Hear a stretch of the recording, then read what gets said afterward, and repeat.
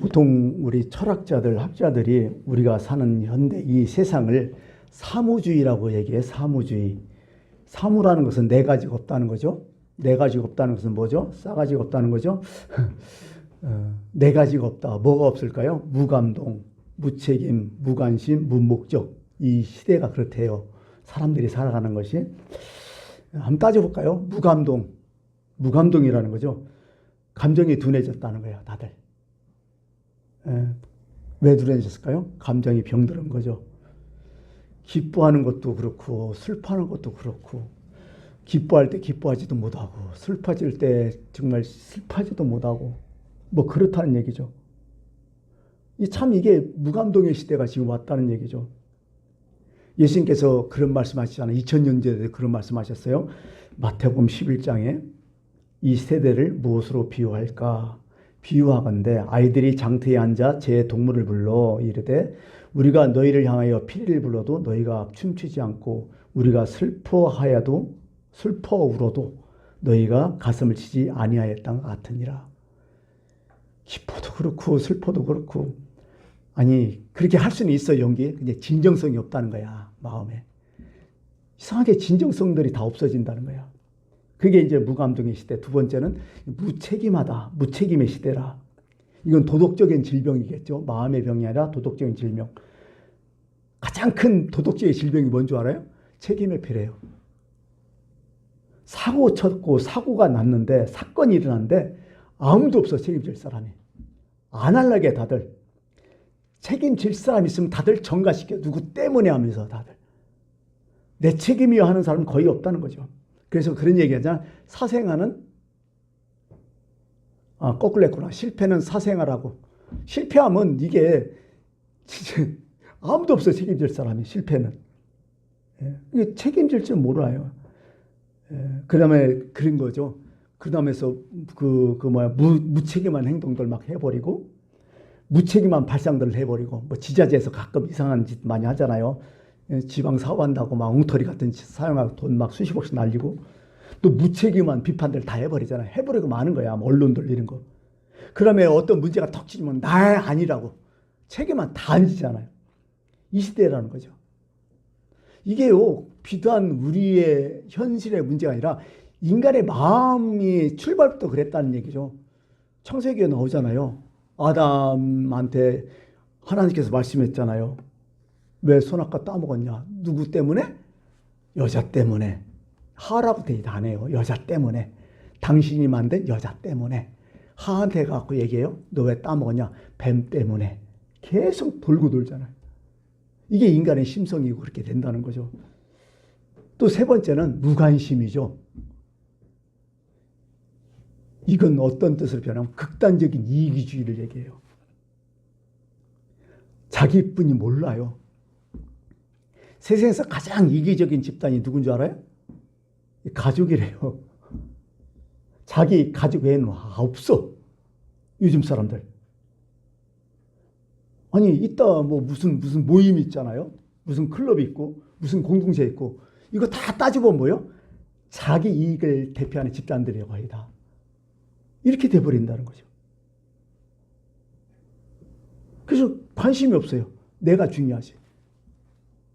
절대로 손에 안 올라가는 거죠. 하나님은 이렇게 말씀하시죠. 길을 막고 가난한 자의 부르짖는 소리를 듣지 아니하면, 평소 때 그렇게 생각하면 자기가 부르짖을 때도 들을 자가 없다. 하나님도 안 듣는다. 아직 똑 잘라 말하죠. 그 당시에도. 네 번째, 무목적이죠. 이것은 어떤 정기적인 어떤 병이죠. 굉장히 애쓰고 수고해요. 요즘 사람들. 힘들게 살아요. 근데 무엇을 잃는지, 무엇을 위하여 이렇게 힘드는지 없어요. 대답은 뭐야? 잘 살려고. 돈 벌려고. 그거예요. 목적이. 이게 정말 돈이 목적이 될까요? 아니라고 자꾸 얘기하잖아요. 성경은. 전도서 1장, 2장 막 쭉 나오는 게 뭐예요? 헛되고 모든 게 헛되었다 하면서 내가 행하려 행하는 모든 수고를 보니까 이것은 뭐야? 바람을 잡으려는 것 같다. 돈은 바람이라는 거예요. 이게 가치가 아니고 목적도 아닌 것에 사람은 목적을 두고 살아간다는 거예요. 그게 헛되고 헛되다는 거예요. 성경은. 뭔가 인생을 살면서 내가 이 땅뿐만 아니라 죽어서 가져갈 거 있어야 된다는 거예요. 하나님 나라까지 가져갈 거 뭐냐는 거예요. 돈이겠어요, 그게? 하나님이 그 돈 그렇게 좋아하셔요? 아니잖아요, 우리가 알도. 상식적으로 생각해도 아니잖아요. 뭔가 하나님이 인정하는 것, 그 가져갈 걸 가져가야 돼, 우리는. 하나님 나라로. 그게 목적이거든요, 어떻게 보면. 그게 없어. 갑자기 이제 이 설교를 준비하다 보니까 그 김소월 하면 딱 생각나요. 뭐죠? 진달래 거, 나보기야 있고. 근데요, 또 하나 기가 막힌 시가 하나 마음에 떠올라서 초혼이라는 시 들어보시죠. 초혼. 산산이 부서진 이름이요, 허공 중에 헤어진 이름이요, 불러도 주인 없는 이름이요, 부르다가 내가 죽을 이름이요. 쭉 하면서 마지막에 산채로 이 자리에 돌이 되어도 부르다가 내가 죽을 이름이요, 사랑하던 그 사람이요, 사랑하던 그 사람이요. 멋있잖아요. 이런 게 있어야 돼. 진짜 내가 이가 다 죽을 이름이 있어야 된다는 거예요. 죽을 각오를 하고 내가 정말 성취할 수 있는 이런 게 있어야 된다. 하나님 인정하는 거. 그게 이제 목적이죠. 근데 이게 없어요. 그래서 사도 바울은 늘 우리한테 얘기하잖아요. 나는 다름질 하기를, 나는 열심히 살지만은 향방 없는 것 같지 아니하고 싸우기를 허공치는 것 같지 아니한다. 내가 푯대를 향하여 그리스도 예수 안에서 위에서 부르신 부름의 상을 위해서 나는 그것 때문에 달려간다. 딱 얘기하잖아요. 정확한 목적 딱 얘기해버리잖아요. 푯대가 있냐고요, 여러분들. 부름의 상이 있냐고요. 그게 있어야 기독교인이에요. 이게 없으면 허공치는 거예요. 사실은 무목적이라는 거죠. 이렇게 사무시대가 우리는 지금 했다는 거죠. 이거 한마디로요, 이렇게 되면 병들었다는 거야. 병든 세대, 병든 사람이 됐다는 얘기죠. 근데요, 이게 이걸로 끝나는 게 아니라 이것에 나타난 어떤 결과들이 있어요. 뭐냐면 사람이 자꾸 적대감이 돼버려요.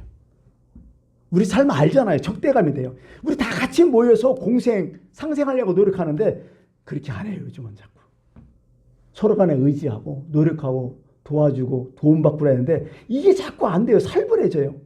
그래서 사람이 또 이제 어떻게 되냐? 네가 죽고 내가 산다는 거예요, 요즘은. 예. 네가 망해야 내가 산다는 이런 심벌을 갖고 산다는 거야. 이게 적대감, 이게 만인에 있다는 거야. 한 놈이 죽여야 된다는 거야. 내가 살려면 네가 죽여라는 거야. 이런 식이야, 다 모든 게. 정치, 경제, 사회가 똑같아져, 이렇게. 또 한 가지가 적대감에서 또 뭐하냐면 의심이 그렇게 많아요. 그러니까 서로 적대감이니까 믿지를 못하니까 의심만 자꾸 생각나는 거야. 사실 사람의 살면서 뭐예요? 서로 믿어주는 게 가장 행복한 거 아니에요? 이게 안 되는 거예요, 이제. 의심 때문에 유발되는 낭비가요, 엄청나잖아요, 지금. 그 의심 때문에 진짜 모든 게 다 복잡해졌어요. 지난주에 은행 갔더니 막 너무 복잡해요. 뭔가 해도. 옛날엔 간단했는데 요즘은 뭐 띄워라. 여러분 한번 보세요. 무슨 서류 하면 막 또 계속 쌓이잖아. 그전에 한번 간소화 됐어도 계속 힘들어. 뭐. 특히 이제 교회는 법이니까 더 힘들어져. 개인은 몰라도. 막 스트레스 팍팍 받더라고요. 막 이거 해라 저거 해라 하니까. 참 이게 그러게 국가는 국민을 의심하고 국민은 국가 의심하고 뭐 그런 식이죠. 요즘 보면 믿음 없는 사회, 의심이 많은 사회, 서로 의심하는. 옛날에 우리 북한에서 우리 옛날 어릴 때 배웠던 게 뭐예요? 5 담당제 있잖아요. 5 담당만 해도 괜찮아요, 요즘은. 왜 제가 그런 생각이냐면요. 요즘 길거리에 돌아다녀 봐요. 여러분 CCTV 몇 번 찍는지 아세요? 엄청나요, 이게. 이게 내 동선 다 나와요, 다 나와. 아니 차량에 있는 블랙박스만 해더라도요, 이게 수백 군데 아마 좀 한 시간만 돌아도 수백 군데 찍힐걸? 이게 의심이요, 다 이게 모든 게 이게 세상이 그렇게 돼버려요. 불신이 서로 잡고 있다는 거죠. 무관심에다가, 적대감에다가, 의심에다가. 이런 시대, 이게 자꾸 만연해지고, 이게 자꾸 어려워지고, 이게 불신 작용, 이게 병든 사회라고 우리 사회 시간에 배웠잖아요. 이게 병든 사회가 된다는 거죠. 병든 사회, 병든 세상이 자꾸 된다는 거죠, 계속. 그래서 우리 한번 생각해. 그런 건강한 게 뭐냐는 거예요. 반대죠, 완전히 이게. 서로 믿고, 서로 의지하고, 사랑하는 것. 그게 성경에 보면 서로 사랑하고, 서로가 이렇게 참 많이 나와요, 이게. 서로가 참 이게 서로 권면하라 이런 얘기들이. 이렇게 살아야 되는 이 건강하라는 거죠. 근데요, 문제는요, 우리가 이게 지금 이 세상에 살고 있지만은요, 우리가 병든 줄을 모르고 있다는 거예요. 그래서 그런 얘기 하잖아요. 병 중에서 제일 무서운 병이 뭐냐? 병든 줄을 모르는 병이 병이라는 거예요. 특히 이게 간장병이라 하잖아요. 간하고 장병. 간도 3분의 2가 날라가야 알잖아요. 장은 뭐요? 소장, 대장, 십이지장, 뭐 무슨 장 나오잖아요. 그 침묵, 이들의 특징이 침묵 아니에요. 모른다는 거예요. 거의 끝날 때 증상이 나타나는 거죠. 그러니까 우리가 이 세상에 살면서도 우리가 그걸 못 느끼고 사는 거야. 남들이 그러니까 나도 그런다는 거예요. 우리 대부분 그렇잖아요. 두 사람 근데 왜 나만 갖고 그래? 그렇게 자꾸 하잖아요. 이게 사실은 안 되는 거예요. 모든 사람이 한다고 그게 옳은 건 아니잖아요. 정신 차려야 되는데 그렇지 않다는 거예요. 사람들이 지금 다. 이것보다 더 심각한 병이 더 나간 뭐예요? 이제 무슨 암 걸렸다고 얘를 딱 치고 이렇게 되면 더 심각해요. 이게 합병증이라는 거예요. 다 거의 합병증으로 온다는 거예요. 그죠? 한 가지가 이게 잘못되니까 계속 합병증이 온다는 거예요. 제일 문제가 뭐예요? 합병증에서. 이제 이 항체가 없는 거예요. 이제. 여러분 생각해 보세요. 우리가 코로나19를 겪었기 때문에 알잖아요. 코로나19에서 살아남은 사람 누구예요? 대부분. 면역력 좋은 사람 다 살았어요. 아무 이상 없었어요. 여러분 알잖아요. 그 걸려도 면역력 좋으면요. 하루면 다 끝났어. 건강한 사람들은. 근데 건강치 못하니까 어떻게 죽어나잖아요. 그냥 완전. 지금까지 후유증에 있는 사람 많잖아요. 이렇게 이런 거라는 거지. 자꾸 이런 어려움이 있다는 거죠.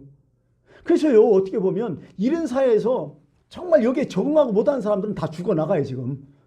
조금 그래도 착하게 살려가고 조금 정의롭게 살려면 다 죽여버리잖아. 지금 다. 이런 시대가 됐다는 거예요. 이게. 못 살아. 여기서.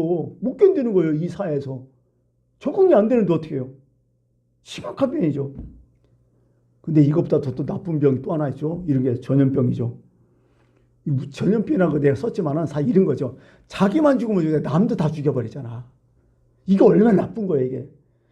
아니, 네가 망할 때 너만 죽으라고, 제발. 근데 왜 남을 다 죽여버려? 지금 우리 사회가 그렇잖아요. 누구 한 사람 때문에 진짜 어려움 많이 당하고 막 그러잖아요, 요즘. 물귀지도 아니고 뭐예요, 이게 도대체. 그 성경에서 이런 것을 어떤 말로 얘기한다면 이것을 성경에서는 쓴뿌리라고 해요. 쓴뿌리.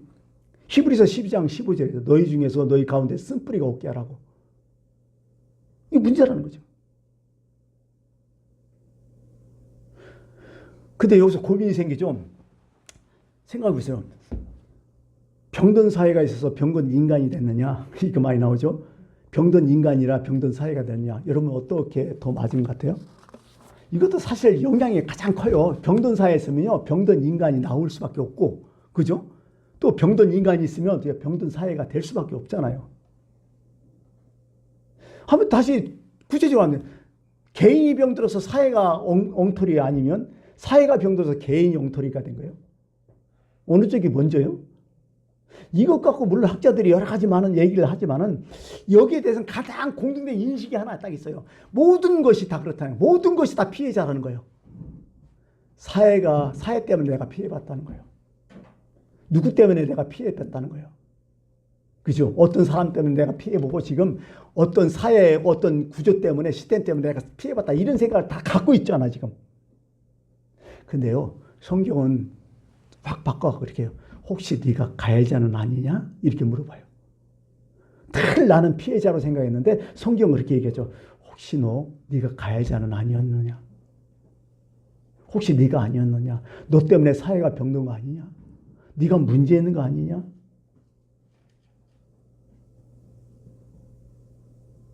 남들 때문에 네가 괴로운 것이나 너는 남들을 괴롭게 한 적이 없느냐? 가족 때문에 내가 힘들잖아. 너는 가족을 힘들게 한 적이 없느냐?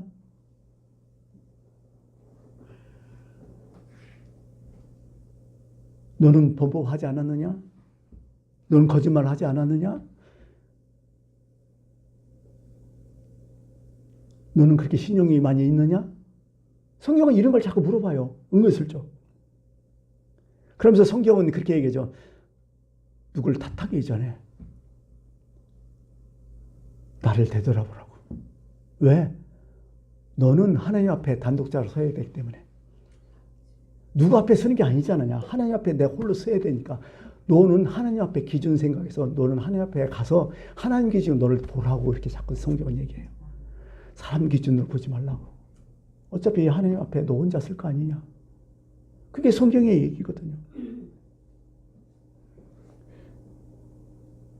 어떤 파판이라는 학자가 그런 얘기하대요. 이탈리아 학자였는데 세계의 문제는 인간의 문제이고 인간의 문제는 마음의 문제이고 하나 더 해서 마음의 문제는 영혼의 문제이다. 그렇게 딱 얘기하더라고요. 그래서 인간이 문제라는 거예요. 그럴 것도 창세기에 여러분 죄를 딱 범하고 제일 먼저 누굴 불러요?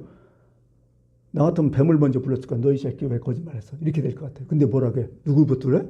아담아 먼저 불러요. 그 다음에 누구 불러요? 하와 불러요. 뱀한테는 얘기도 안 해요. 저 집 딱 내려버리죠. 아담, 하와는 누구를 얘기하는 거예요? 아담은 인간을 얘기하는 거예요. 고유명사하고 쉽게 말해서 일반 명사하고 이름도 되고요. 사람도 되고 나도 되는 명사야. 나를 부른다는 거야.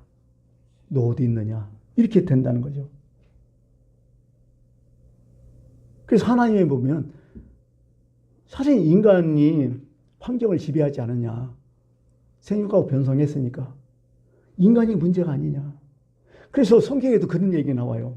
성경에도요. 피조물도요. 인간의 잘되기를 무진장히 고대하고 있다고 나와요.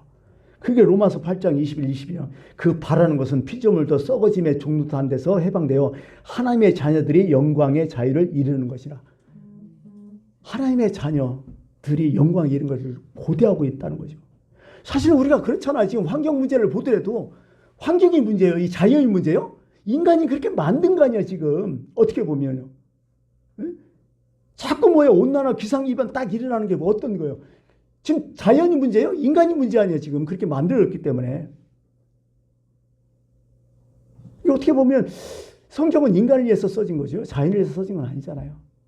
인간을 위해서 써졌다면 나를 위해서 써졌다는 거야. 막 그 말씀이죠. 그래서 건강한 인격, 건강한 사람은 누구냐? 뭐 내가 중요하다 이렇게 얘기하는데요. 이건 뭐 제 얘기하면 좀 그러니까 학자 3명을 딱 얘기를 해볼게요. 누가 건강한 사람이냐? 이제 심리학자 딱 3명. 칼 융이라는 사람이 있어요. 아주 훌륭한 사람이죠. 존재에 대하여 개별에 대한 의식을 가진 사람이 건강한 사람이다. 무슨 얘기예요? 다른 사람과 비교하지 않은 사람이 건강한 사람이라는 거야, 이 사람은. 자꾸 다른 사람과 비교하 이거 하지 말라는 거예요. 아까 얘기했죠. 진짜 신앙인은 어떤 사람이라고? 하나님 앞에 단독자를 쓰는 사람이 신앙이냐. 이렇게 된다는 거예요, 이게. 자꾸 비교한다. 어쩌라고 그걸. 그러면 이 사람은 병든 사람이라는 거예요. 그냥 나대로 사는 거예요. 건강한 사람은 누구 질질 끌렸다지 않아. 두 번째 남 쉽게 평가하지 않아. 이게 병든 사람은요 질질 끌려다니고 남 쉽게 평가하는 사람 그게 병든 사람이야. 반대로 질질 끌리지 않고 남 함부로 평가하지 않는 사람, 그게 건강하다는 거야. 이 사람은. 그냥 큰 사람은, 작은 사람은 그대로 그냥 그래. 누가 뭐라면 그냥 그래. 여기다가 큰 의미 안 둬요. 어쩌라고. 성경에 봐요. 5달란트, 2달란트, 1달란트 받은 사람 비교 안 해요. 이거 그냥 받은 거요. 그냥 그대로 잘 살아면 돼. 근데 5달란트 돈 보고 2달란트 돈 보고 1달란트 뭐 이렇게 우습게 여기고 이러면 안 된다는 거야. 이건. 근데 우리는 지금 비교 의식의 노예가 돼버렸잖아요. 그 짓 하지 말라는 거예요. 시편 16편 6절 여러분 잘 알잖아. 내게 줄로 재어준 구역은 실로 아름다운 곳이요. 뭐 이렇게 얘기하잖아요. 이 나의 기업이 실로 아름답다. 나의 준 하나님이 주신 기업. 지금 내가 갖은 기업들 많잖아요. 지금 여러 가지 가진 거 많잖아요. 그거 진짜 아름답다 생각하면 돼. 아우 좋다 하면 돼. 진짜 어떻게 골방이 있어도 이 골방이 하나님 내게 주신 것이라고 너무 감사가 하면 그 사람 제일 좋은 사람 아니야? 편한 사람 아니야? 내가 가진 것들 하나하나가 하나님이 내게 주어진 기업들 아니야? 내 자식들 뿐만 아니라 아름답다 하면서 그게 마주간 사람, 그게 건강한 사람 아니냐고요. 그렇잖아요. 그걸 얘기하는 거예요, 칼 융은 지금. 또 두 번째는 폴로 메이라는 사람인데 좀 들어보기 힘든데 건강한 사람은 수용성이 큰 사람이라는 거예요. 마음이 큰 사람이겠죠. 남의 충고를 잘 받아들이고 나도 남한테 얘기해 줄 수 있는 사람. 그러면서 생각이 더 넓고 깊고 크고 이런 사고를 가진 사람. 이게 건강하다는 거예요. 수용성이겠죠. 반대말로 벌어져 우리나라 말로 밴댕이 쏘갈데기 없으면 이건 병든 사람이라는 거예요. 골치 아파지 그런 사람. 뭘 해도 막 스트레스 팍팍 받잖아요. 세 번째 에릭 프롬 딱 하면 사랑기술 나오잖아요. 근데 이 사람이 그런 얘기예요. 생산적인 생각을 하는 사람이 건강한 사람이라고. 생산적인 생각이라. 뭘까요? 나만 행복한 게 아니라 남을 행복해 해줄 수 있는 사람이 건강하다. 여러분 뭐가 행복한 거예요? 당신 때문에 내가 행복합니다. 이게 건강한 사람. 그런 얘기 듣고 살아난 얘기야. 당신 때문에 내가 너무 행복했습니다. 이게 건강한 사람의 모습이라는 거지 이게. 나 때문에 행복했다면 얼마나 좋아요. 그걸 느끼게 해주는 그런 삶이 건강한 사람이라는 거죠. 부모를 바라며 난 당신 때문에 너무 행복했습니다. 부모가 자식을 바라면 난 너네들 때문에 너무 좋다. 이게 건강한 사람, 그렇게 건강한 가정 그렇게 되는 거죠. 근데 건강하지 못한 사람을 이 에릭 프롬도 그래요. 프랜시스 베이컨 알잖아요. 이 사람 베이컨이 얘기한 게 뭐예요? 세 가지 종류의 사람이 있다고 하잖아요. 첫 번째 거미형 같은 사람, 두 번째 개미형 같은 사람, 세 번째 꿀병형 같은 사람 얘기하잖아요. 거미는 뭐예요? 사람 잡아먹잖아. 그물 주고 함정 파고. 그러니까 평생 그렇게 사는 인간이 있다는 거예요. 이게 건강치 못한 인간이라는 거예요. 이게 진짜 악질이죠. 이는 거예요. 또 두 번째는 뭐예요? 개미. 개미는 열심히 일하고 수고하지만 다 자기가 다 처먹잖아. 굴속에서. 이렇게 사는 사람이 있다는 거예요. 세 번째는 꿀벌. 자기도 먹고 이 꿀을 사람한테 주니까 얼마나 좋냐. 이 꿀벌 같은 사람이 건강한 사람이라고 에릭 프롬은 또 얘기하죠. 뭐 이렇게 보통 학자들은 이렇게 딱 얘기해요. 근데요, 오늘 성경에서 건강한 사람은 속사람이 건강한 사람이라는 거예요. 이 4장 16절에 그러므로 고린도후서 4장 16절에요. 그러므로 우리가 낙심하지 않으니 우리 겉사람은 낡아지나 우리 속사람은 날로 새로워지는 듯다. 맞는 얘기죠. 우리가 지금 60, 70, 80대면 다 낡아지잖아요. 아니 80 먹은 노인이 이뻐봤자 얼마나 이뻐요. 물론 7, 80대면요 얼굴에 평준화 딱 다 해요. 그냥 의미 없더라고 내가 보니까. 근데 뭐예요? 속사람이 건강하다는 거죠. 속사람이 건강하다. 여러분들은 속사람 건강하다 봐요? 진짜 어떻게 보면요. 노인 되지 말고 어른 돼야 돼요. 무조건. 속사람이 건강한 사람 노인이 아니라 어른인 거예요. 사람은 어떤 것은 보여. 모든 식물도 그렇잖아요. 어떤 것은 놔두면 썩는 게 있어. 냄새나고 막 그냥. 근데 어떤 것은 숙성되는 게 있잖아. 숙성된 사람. 그게 속사람이라는 거죠. 여러분 우리가 몸과 정신이 있잖아요. 아까처럼 몸이 건강해 정신도 건강하고 정신이 건강해 몸도 건강하다. 이거 사실 상호작용해요. 이게 몸이 힘들으면 정신도 나중에 피폐해져요. 또 정신이 건강하면요 몸도 힘들었다가 또 낫는 경우가 있어요. 왜? 네 마음이 네 몸을 능히 이긴다고 얘기해요. 또 성경은. 사실은 이게 서로 하는데요. 여기서 얘기하는 건 속사람은요 다른 속사람이 아니라 요한일서 1장 2절을 비긴되면 사랑한 자여 내 영혼이 잘된 같이 내가 범사에 잘되고 강건하게 강구하노라 이렇게 돼요. 여기서 속사람은 영적인 사람을 또 얘기해요. 성경은. 몸과 육체는요 이거요 날이 가면요 낡아져요. 몸만 낡아지는 게 아니라 정신도 자꾸 낡아져요. 여러분 알잖아요. 지금 나이 드신 분들은 그전에는 어떤 의지력도 강했고요. 어떤 얘기 들어도 넘어갔는데 나이 먹으니까 왜 이렇게 소심해져? 조그마한 소리 들어도 막 심장 팍팍 쓰이고요. 조금 막 서운한 얘기 들으면 그게 마음에 꽂히잖아요. 나이 먹으니까. 못 넘기잖아요. 그래서 느낌이 뭐예요? 아, 이제 나이 먹었구나. 이게 정신도 늙는구나. 그런 생각을 해요. 어차피 이게 사실은 이게 겉사람인 거예요. 정신도. 근데 속사람은요. 영적인 사람. 영적인 사람을 얘기하는 거예요. 육기에 표현되면 그러나 나의 가는 길을 그가 아시나니 나를 단련하시는 내가 정금같이 나오리라. 이 정금이 영적인 거거든요.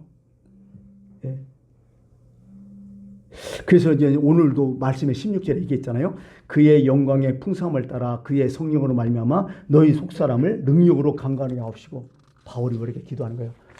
능력으로 속사람이 강건하게 하더라고. 속사람을 뭐냐면 안드로폰을 보통 인간이라고 해요. 인간의 마음, 인간 안드로폰을. 그 다음에 엑소는 마음 안에, 인간 안에 있는 걸 얘기하는 거죠. 여기서 보면. 뭐 보통 일반적으로 이건 분별력이라든지 선한 양심을 이렇게 속사람에 얘기하는데요. 근데 여기서는 엑소의 안드로폰을 뭘로 표현하면 영혼이라고 또 표현해요. 너희 영혼을 강건하게 하시고 영혼으로 표현해요. 자, 보세요. 그러면 우리 영혼이 어떻게 강건해질 수 있는가? 그거 딱 세 가지만 설명하고 마칠게요. 자, 우리 속사람이 이제 강건하게, 건강하게 되고 힘있게 되는데 어떻게 하면 건강할까? 첫 번째, 예수님 말씀이 맞아요. 사람이 떡으로만 사는 게 아니라 하나님 말씀으로 살아야 돼요. 이 말씀이 자꾸 들어야 돼요. 영혼은 하나님 말씀으로 산다고 했어요. 이 밥이라는 게 사실 이게 파워 아니야, 힘 아니야. 이 영혼이 들어야 된다는 거죠. 뭐 이런 거죠. 그 다음에 두 번째는 뭐냐면 로마서 8장 13, 14절 보니까 너희가 육신대로 살면 반드시 죽을 것이래. 영으로서 몸의 행실을 죽이면 살리니 무릇 하나님의 영으로 인도함을 받는 사람은 곧 하나님의 아들이라.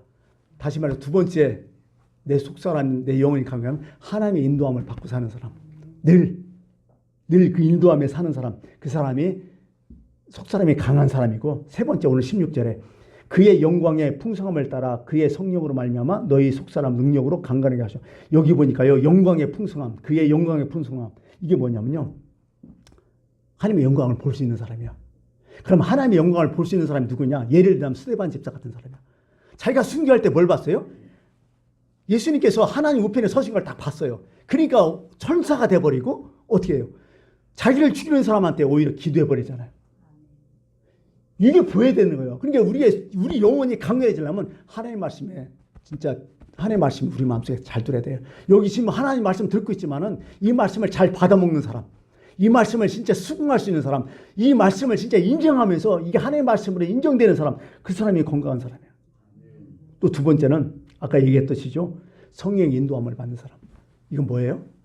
어떤 일을 하든 간에 내 마음속에서 성령님이 자꾸 생각나는 거야. 하나님 생각나는 거야. 성령이 하지만 하나님인 거예요. 이게 하나님은 어떻게 생각하실까? 하나님은 이거에서 어떻게 행동하실까? 하나님은 어떤 결정 내리실까? 하나님이 좋아하실까? 이걸 자꾸 인도함을 받는 사람, 그 사람이 건강한 사람이에요. 영적으로. 세 번째는 뭔 줄 알아요? 마지막에 저는 중요해요.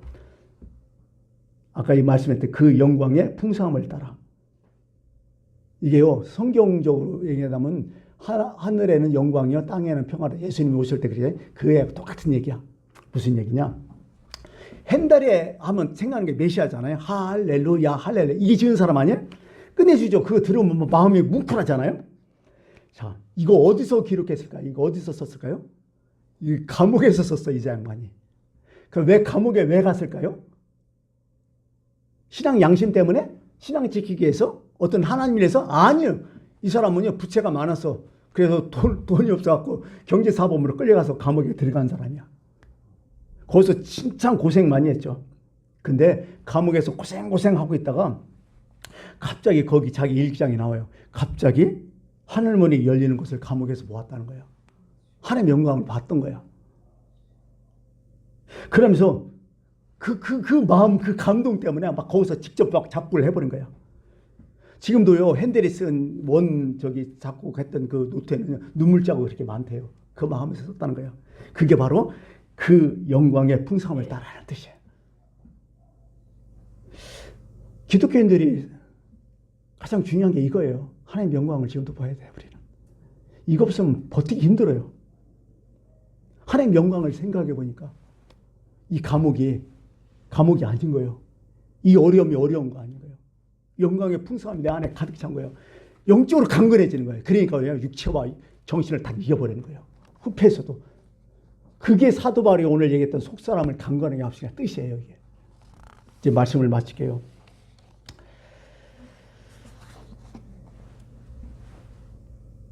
병든 사람은 참 모든 게 힘들어요. 살기가 힘들어요. 뭘 해도 짜증나고 힘들어. 육체도 그렇고 모든 게 그래요. 오늘 현실 너무 답답하고 아까 사무주의라고 하는데 참 힘들잖아요.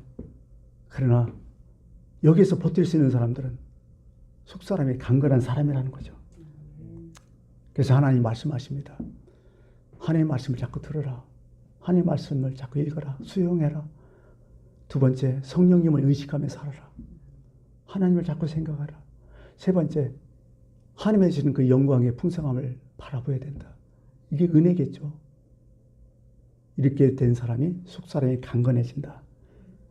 우리 겉사람 날로 허물어지지만 우리 속사람은 날로 강해지는 여러분이 됐으면 좋겠습니다. 아멘.